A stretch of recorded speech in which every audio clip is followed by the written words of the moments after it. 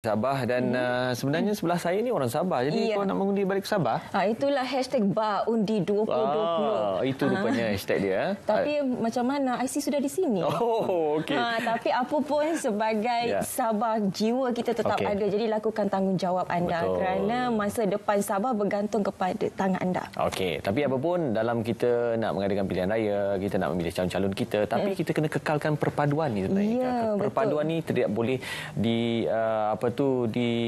merupakan perkara yang remeh-temeh sebenarnya. Jadi kita terus kekal dalam diri kita seperti mana yang kita nak sambut Hari Malaysia pada 16 September ni.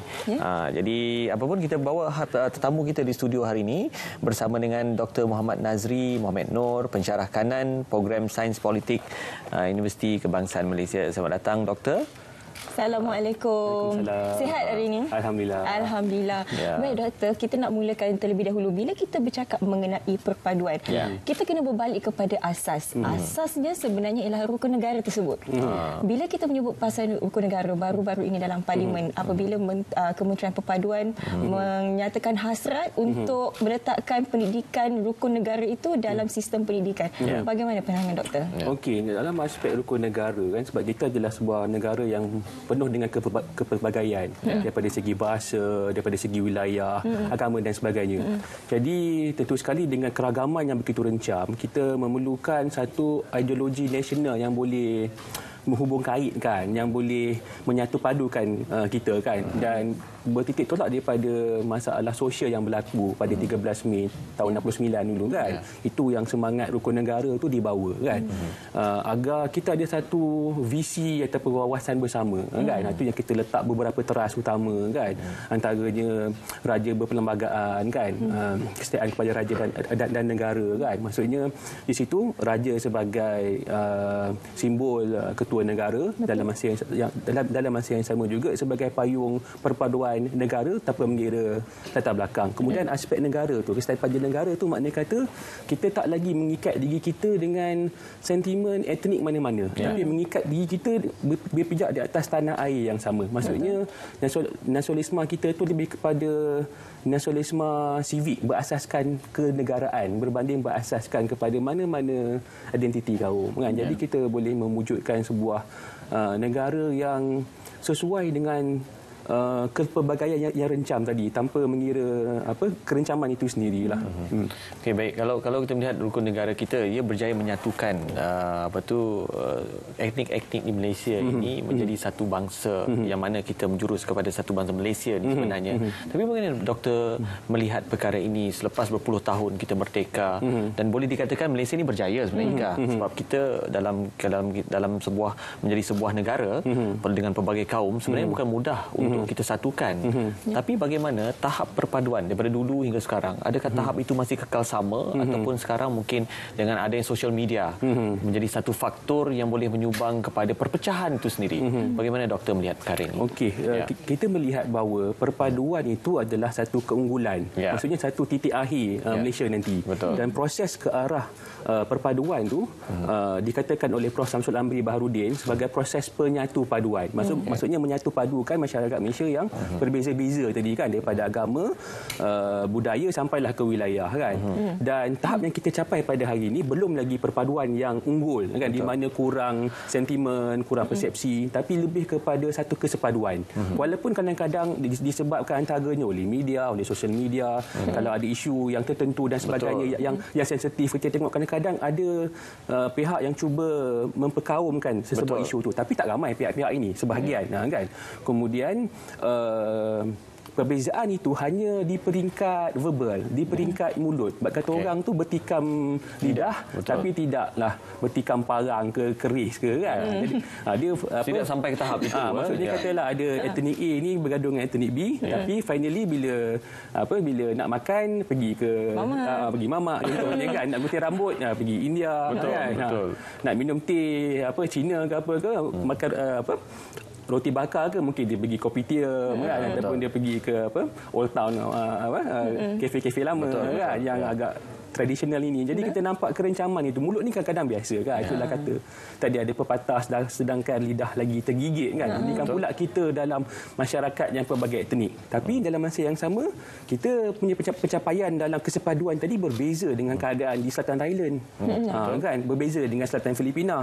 Berbeza juga dengan Sri Lanka. Sedangkan semasa kita merdeka dulu tahun 57 dan kita bergabung dengan Sabah dan juga Sarawak tahun 63, beberapa sarjana barat melihat bahawa dengan kerencaman yang begitu besar ini tak mungkin Malaysia dapat mencapai tahap satu negara yang bersatu dan juga kukuh. Malah mereka melihat kita ni ada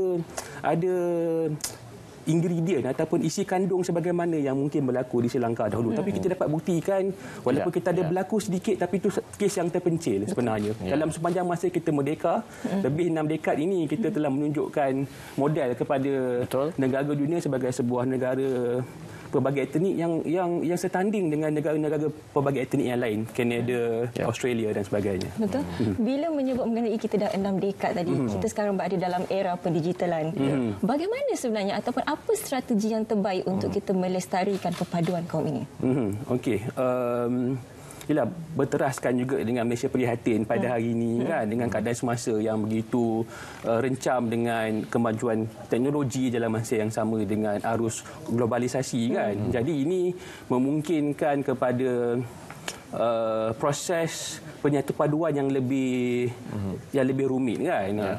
Sebenarnya pernah ada beberapa cadangan daripada kerajaan-kerajaan yang terdahulu daripada zaman Barisan Nasional bawa kepada Pakatan Harapan, bawa kepada Perikatan Nasional pada hari ini untuk mewujudkan satu aturan, satu akta contohnya kan, akta keharmonian nasional, akta perpaduan negara. Maknanya kata antaranya dalam isi akta itu kita cuba menjenayahkan mana-mana politik kebencian, mana-mana politik perkauman dan sebagainya. Pada hari ini kita mungkin belum lagi bergerak ke arah itu, tapi sekurang-kurangnya proses ataupun usaha yang dijalankan oleh kerajaan untuk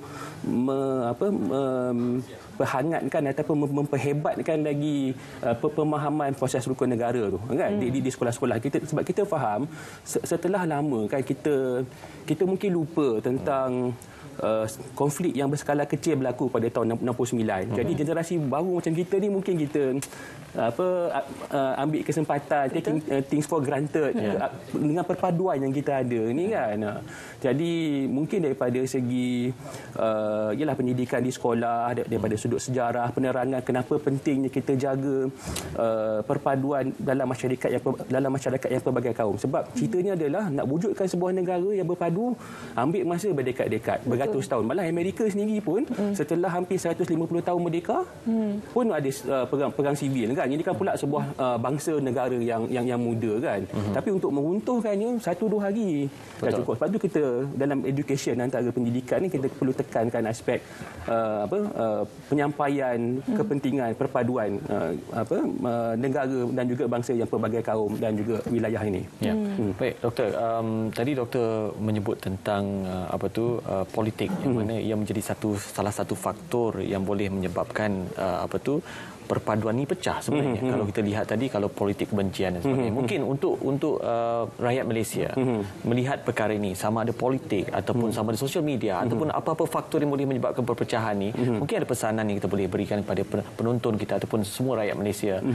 Perpaduan yang bagaimana yang harus kita kekalkan dan bagaimana kita terus mengekalkan perpaduan itu? Okey, bagi saya perpaduan itu perlu melangkaui daripada aspek simbolik. Bukan semata-mata kalau dekat sekolah tu kita tunjukkan ada tarian Melayu, Cina, India, Sabah, Sarawak. Dia perlu diisi dengan perkara yang lebih mendalam daripada aspek-aspek yang sedemikian kan.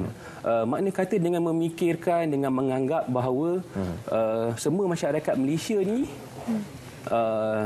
bukan sekadar warga negara yang sama, tapi adalah bangsa yang sama. Sebab kita ada dikotomi tu kan. Kita boleh anggap etnik lain sebagai warga negara Malaysia, tapi kita tak anggap sebagai bangsa.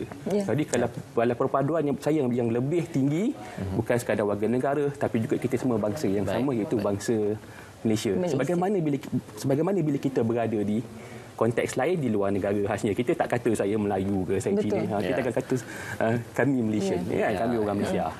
Alright. Baik, terima kasih kita nak ucapkan kepada Dr. Muhammad Nazri Muhammad Noor, pensyarah kanan program Sains Politik UKM kerana sudi bersama dengan kita hari ini. Diharapkan pengisian tadi itu memberi manfaat kepada anda. Janganlah kita membeza-bezakan seperti saya daripada Semenanjung Malaysia, ini Sabah, ni Sarawak. Kita semuanya Malaysia. Semuanya warga Malaysia. Okey, menyebabkan kita semua warga Malaysia.